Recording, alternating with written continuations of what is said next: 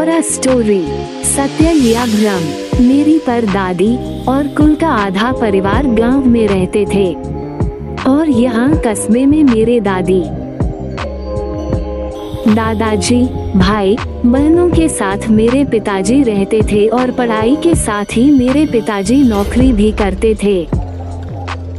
साथ ही साथ अपनी पढ़ाई भी पूरी कर रहे थे। उस वक्त उनकी उम्र महज 18 साल की थी। यह वह जमाना था जब घर का बड़ा बेटा असमय ही बड़ा हो जाता था और पिता की जिम्मेदारियों को निभाने का दायित्व उनके कंधों पर पड़ ही जाता था। एक दिन सुबह 4 बजे उन्होंने सपने में अपनी परदादी को बड़े दीनहीन दशा में देखा और यह कहते हुए सुना कि राम नारायण जल्दी से गांव आ जाओ, वरना मैं तुम्हें कभी दिखाई नहीं दूंगी। पिताजी समझ ही नहीं पाए कि यह सपना था या यथार्थ, पर वे अपनी दादी के बड़े लाडले पोते थे। उन्होंने निर्णय लेने में पल भर की भी देरी नहीं लगाई। दिन भर में सफर का इंतजाम किया और शाम की ट्रेन पकड़ ली। उन दिनों इलाहाबाद पहुंचने में 3 दिन लगता था, क्योंकि सीधा रूट नहीं था। 2-3 जगह गाड़ी बदलनी पड़ती थी। बिलासपुर से कटनी, कटनी से दूसरी ट्रेन से इलाहाबाद, इलाहाबाद में फिर दूसरी ट्रेन से जंगीगंज स्टेशन, फिर 3 कोस पैदल चलकर मेरे पैतृक गांव भरद्वार। जब पिताजी जंगीगंज स्टेशन पहुंचे तो शाम के 7 बजे थे। लालटेन और ढेबरी ही रात में रोशनी के साधन थे। उस समय गांव में बिजली की सुविधा तो थी नहीं, सो शाम ढलते ही सभी जगह सुनसन्नाटा हो जाता था। बस गनीमत इस बात की थी कि शुक्ल पक्ष की रात थी, सो चांदनी में आसानी से मार्ग देख सकते थे। पिताजी स्टेशन से बाहर आए और गांव के लिए पैदल चलने लगे। बैलगाड़ी या तांगा जैसी कोई सुविधा रात के इस बेला में मिलने से रहा। घर में किसी को खबर भी नहीं थी कि वो आ रहे हैं। फोन या मोबाइल का जमाना वह था नहीं, तार या चिट्ठी के जरिए ही संदेश भेजा जाता था। समय इतना नहीं था कि वे तार के द्वारा संदेश भेज देते। वे तो आकस्मिक ही आए थे, किसी को भी कोई पूर्व सूचना नहीं था। पिताजी बस थोड़ा ही आगे बढ़े थे कि उन्हें अपने ही गांव के हरखू हरवाह दिखाई पड़े। हरखू हरवाह ने भी पिताजी को देखा और लपक कर पिताजी की तरफ आए और बड़ी खुशी के साथ बोले, अरे नारायण बिठवा, तू यहाँ अकेले, बाबा कहाँ है? पिताजी भी उन्हें देखकर बहुत प्रसन्न हो गए और पूछा, अरे काका, तू यहाँ कैसे इतनी रात में? हम ही भर आइल हा, बाबा त नान ही आए है। हम ही अकेले आइल बानी। और तू कहा काका, सब नीक सुख? हाँ बेटा, सब नीक सुख। इतनी रात में काका यहाँ कैसे? अरे बिठवा, नींद नहीं आवत रही तो सोचा तनिक ठहराई। चला बिठवा, इतनी अंधियारी रात में तू अकेल हो, तुहों के घर तक छोड़ दें।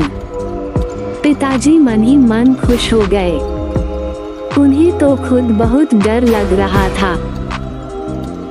एक तो रात, सुनसान रास्ता, आवारा कुत्तों का डर, जंगली जानवरों का डर, उनके तो जान में जान आ गई। और रास्ता भी 2.5-3 कोस का।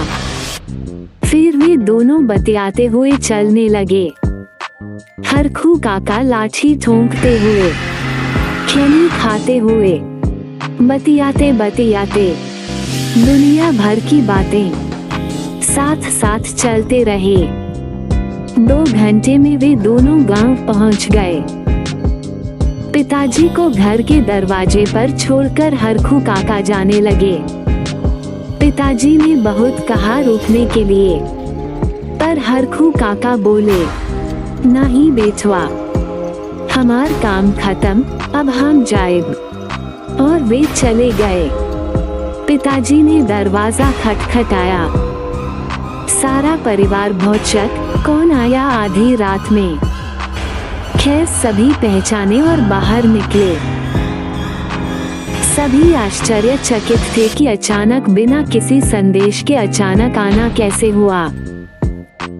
खैर पिताजी हाथ मुंह धोकर बैठे, चाय पानी पिए। फिर बातचीत का सिलसिला शुरू हुआ। दादी वाकई बहुत बीमार थीं। पिताजी ने बताया कि उन्हें कैसा सपना दिखा और लगा कि दादी बुला रही हैं, और वे कैसे आनन फानन में ट्रेन पकड़ लिए। मेरे परदादा जी पिताजी को डांटने लगे कि बिना खबर नहीं आना चाहिए था, क्योंकि रात में ट्रेन पहुंचती है, 3 कोस पैदल आना पड़ता है, सुनसान रास्ता है, कहीं कुछ हो जाता तो। खबर होती तो स्टेशन से लेने तो आते।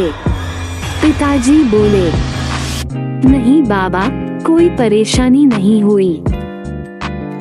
हरखू काका स्टेशन के बाहर ही मिल गए थे और दरवाजे तक छोड़ कर गए हैं। बाबा भौचक्का रह गए। बोले, क्या कह रहा है नारायण, कौन मिल गया था? तुझे कोई भ्रम तो नहीं हो रहा है? कोई और ही रहा होगा। हरखू कैसे हो सकता है? पिताजी बोले, बाबा मुझे कोई भ्रम नहीं हुआ है, वो हरखू काका ही थे। पूरे रास्ते वे खैनी खाते बोलते बतियाते हुए आए हैं, बस दरवाजे से ही लौट गए। बहुत रोका पर रुके नहीं। बाबा अचानक बोल गए, ऐसा हो ही नहीं सकता है। हरखू को तो मरे भी 6 महीने बीत चुका है। इतना सुनना था कि पिताजी बेहोश, फिर इसी से वे सदमे में 6 महीने बीमार रहे। मन में समाये भाई को काबू करने में बहुत दिन लग गए। उन्हें विश्वास नहीं हो रहा था कि 6 माह पहले का कोई मरा हुआ व्यक्ति कैसे साधारण मनुष्य की भांति लाठी छकाते, खैनी मलकर खाते, बोलते बतियाते लगभग 3 कोस का रास्ता काट गया। सपने के कथन को सत्य साबित करते हुए हमारी परदादी भी तीसरे दिन स्वर्गीय हो गईं। समाप्त। Like, share, subscribe. मुझे आशा और विश्वास है कि आपको हमारी कहानी, स्टोरी, वीडियो, हॉरर स्टोरी, सत्य या भ्रम पसंद आई होगी। आपसे विनम्र प्रार्थना है कि मेरे चैनल राजू स्टोरीज को लाइक, शेयर और सब्सक्राइब करें। एक बात और मित्रों, बेल आइकॉन प्रेस करके ऑल पर जरूर सेट करें, जिससे मेरी आने वाली वीडियो आपको सबसे पहले मिले।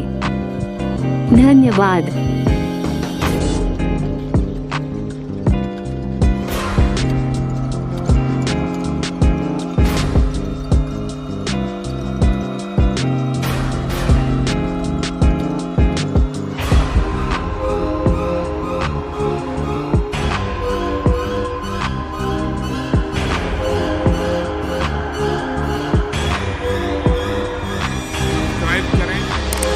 मेरे हर अपडेट आपको मिले, इसके लिए बेल आइकन जरूर दबाइएगा। आप सभी को मेरी ढेर सारी शुभकामनाएं।